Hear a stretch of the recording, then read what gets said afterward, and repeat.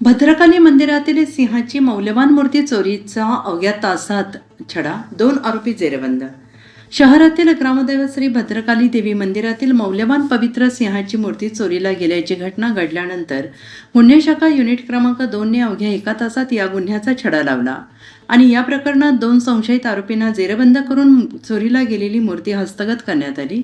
भद्रकाली देवी मंदिरातील सिंहाची मूर्ती चोरी झाल्याची माहिती पोलिसांना मिळाल्यानंतर गुन्हे शाखा युनिट क्रमांक 2 चे अधिकारी आणि अंमलदार यांनी तातडीनं तपास सुरू केला.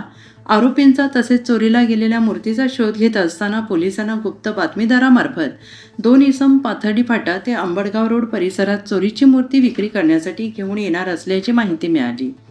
मिळालेल्या माहितीच्या आधारे पोलिसांनी सापळा रचून मच्छिंद्र राजू पवार वय वर्ष 38 राहणार बिल्डिंग नंबर 15 रूम नंबर 15 घरकुल वसाहत चंचाळे अंबड नाशिक आणि राजू अब्बास बागवान वय वर्ष 26 राहणार दूध बाजार नाका भद्रकाली नाशिक यांना ताब्यात घेतले.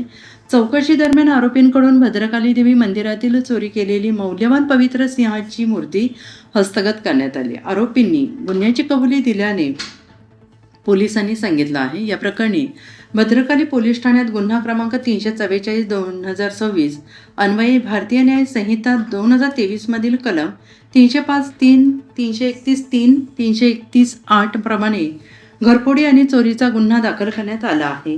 दोन्ही आरोपींना जप्त मुद्देमालासह भद्रकाली पोलिसांच्या ताब्यात देण्यात आला आहे. धार्मिक श्रद्धेशी संबंधित पवित्र वस्तू चोरीला गेल्याचा गुन्हा अत्यंत कमी कालावधीत उघडकीस आणल्याबद्दल भद्रकाली देवी मंदिर ट्रस्टने गुन्हे शाखा युनिट क्रमांक 2 मधील अधिकारी आणि अंमलदारांचे आभार मानून अभिनंदन केले आहे.